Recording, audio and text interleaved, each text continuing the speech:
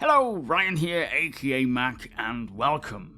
We have the latest development report for Squadron 42, so let us delve in. As always, a huge thank you to all of my patrons and channel members. Thank you all so much for the support, it is truly appreciated. Cannot do this without you guys. So before we get to the monthly report, if you are in the market for a new desk while also helping to improve your health, then be sure to check out FELXISPOT, as they offer a huge range of very good quality standing desks, and my partner Rachel has been using a FELXISPOT desk for a few years now, and I can say they are very well constructed and great for swapping between either standing or seated, or even with a walking pad to help get those extra steps in. And right now there is a sale going on where you can get up to 50% off many FELXISPOT products, plus the first 20 orders placed on Monday the 13th of May and Friday the 17th of May, both starting at 11 AM BST, will be completely free. And to learn more about how that deal works and what products FELXISPOT offer, it will all be outlined on their website, which I have linked in the description below. A big thank you to FELXISPOT for sponsoring this video and providing me with this standing desk to try, which is the E7 Premium with black frame and bamboo top, measuring 120 centimeters by 60. So with that said, kicking off with the AI content team, they spent time enhancing the dialogue experience, introducing 4 dynamic conversations into Chapter 1 to showcase chapter-specific content more efficiently. Now, it will be very interesting to see how much of the NPC conversation stuff is usable in the persistent universe.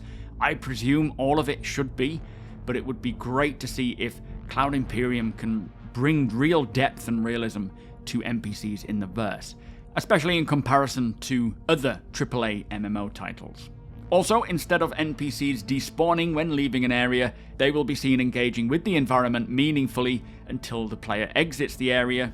The team also implemented input variables, which will enhance flexibility in player-to-AI interactions, allowing for tailored reactions such as a formal greeting followed by a task-related dialogue, or a concise "I'm busy" response, or even no dialogue at all. And they say that this expanded functionality proved invaluable for addressing the campaign's diverse narrative scenarios.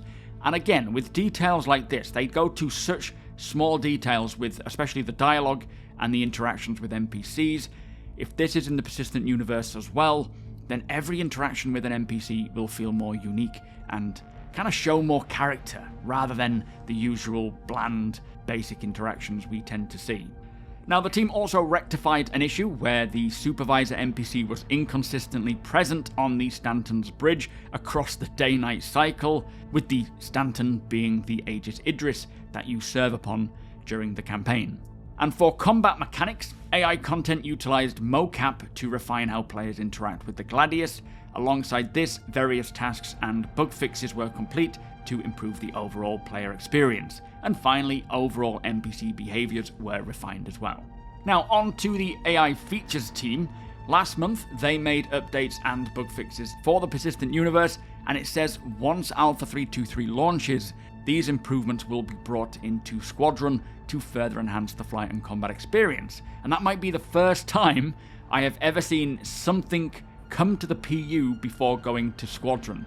Now, next up we have the AI tech team, who began supporting usable reactions to Maelstrom physics, Maelstrom relating to the upcoming physical damage system. It says as part of this, the usable will react to the destroyed object and enable or disable specific functionalities. For example, if an engineer inspects a broken wing of a Gladius, they will notice the damage and perform an appropriate interaction. And for cover, the system will react to object destruction and notify NPCs that might already be using that cover, telling them to move. So this sounds pretty cool, and when it is ready for the PU, it should enable the ability for NPCs to actively react to various damaged areas of your ship and repair them. It would be very interesting if we were able to land at, say, a repair station in the persistent universe, and then have an NPC mechanic come wandering over, you pay them credits, and they just get on with repairing your ship. That would be pretty epic to see.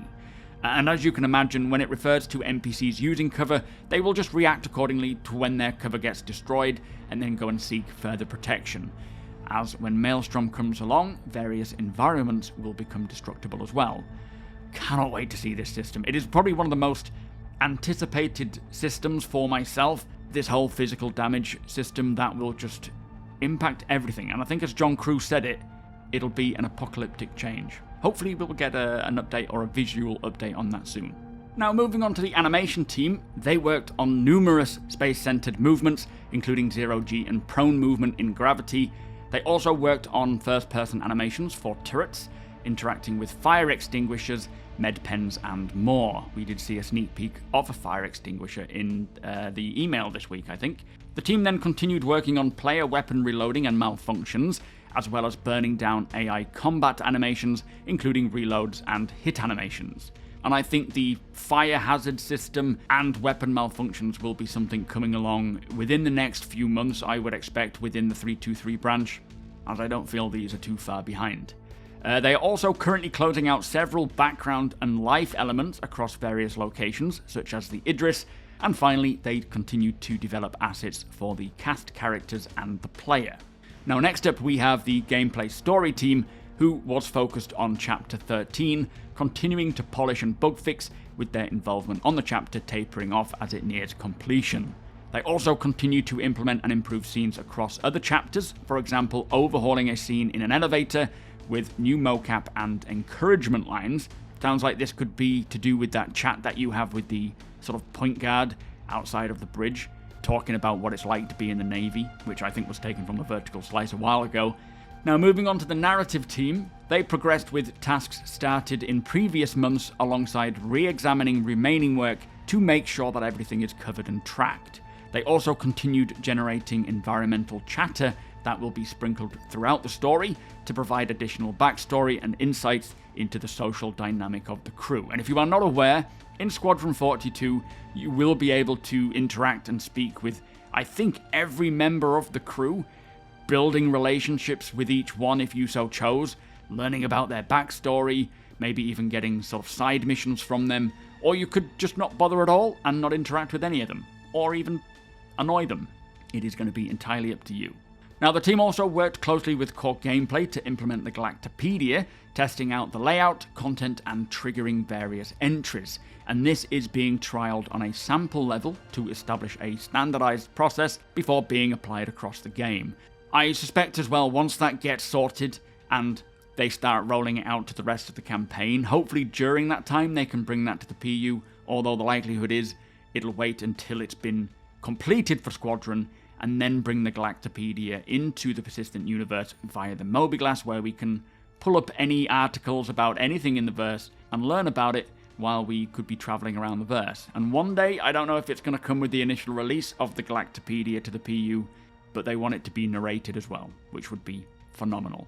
Now they also continued to review text for mission objectives, as well as on-screen tutorials, to ensure that the player has a clear understanding of what is needed from them, and this endeavour will be ongoing as levels are solidified and tested. So it sounds like they're just, as these missions and the different levels and objectives get completed in terms of development, narrative will be going through and playing through them, just making sure that it all makes sense. Next up, we have the tech animation team, who continued to generate and implement new head assets to the DNA gene pool, and are now not far from completing the initiative of 80 new heads. So this, I believe, is 40 more male heads and 40 more female heads, which will become available to the Persistent Universe character creator as well, offering even more variation. And hopefully, my head will be included in that. Now, they are also currently dealing with the complications of player and NPCs putting on and taking off clothes, but they say they are seeing great headway, both generating assets for animation and generating the usable pipelines to expedite the entire process for everyone involved. So I guess this means we will see characters, either both as our character, our player character, and non-player characters, physically removing and putting on clothing, rather than it just popping on and off, which is great to hear, as this will clearly add a lot more to the immersion, so it'll be great to see that come to the PU as well. Now, it also says that the tech animation team are intrinsic in the creation and implementation of new creatures for both the Persistent Universe and Squadron 42, and they are involved in working towards consumables and the setup of foodstuffs. Now, I get the impression that we will be seeing many more new types of fauna make their way into the Persistent Universe pretty quickly from here on out, getting the planets populated with all manner of creatures, while obviously refining what we already have. I feel like it's going to grow from here, and the worlds are just going to feel so alive. Next up, we have the tech design team, who began moving the recent ship AI changes to the persistent universe into Squadron 42, as we just heard, plus they set up new ammo crate entities, amongst other things as well. And then for the UI team, they focused on the opening level of the game, creating several motion graphic videos of boot-up sequences for when the player uses tech for the first time. And these are used to work out the timings of animated sequences, and once they're signed off, they can easily be recreated in the engine. Now, I do wonder if this involves the helmet visors, as it was said that each helmet will have its own sort of HUD boot up or shut down sequence, depending on when you're taking it off or putting it on. We still don't have the physical helmets in the PU, not for 323, but I do feel like they are close, as the interaction of putting it on your hip or taking it off into your hands is actually in 323. And finally, for the UI team, they worked on UI for one of the alien races. Now finally, we have the VFX team. They worked on holographic shader improvements, including extending the feature set so that it can be more widely used by the art and design teams. And they supported other teams like art, cinematics, and design, including positive steps for destruction workflows. So there you have it. That is the monthly report for Squadron 42, covering all of the latest developments for Star Citizen's single-player campaign.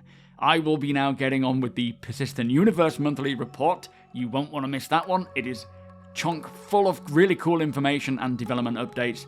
But with that said, if you do enjoy my videos, please do consider subscribing and helping the channel to grow. Also, come and hang out over at twitch.tv/SuperMacBrother. You are all more than welcome over there. We are playing 323, hanging out, chatting about Star Citizen and its development. Hit the thumbs up if you don't mind, it does the channel a big favour, and tick that notification bell if you would like to be notified when my videos go live. Again, a huge thank you to my patrons and channel members. Thank you for watching, and I'll see you in the next one.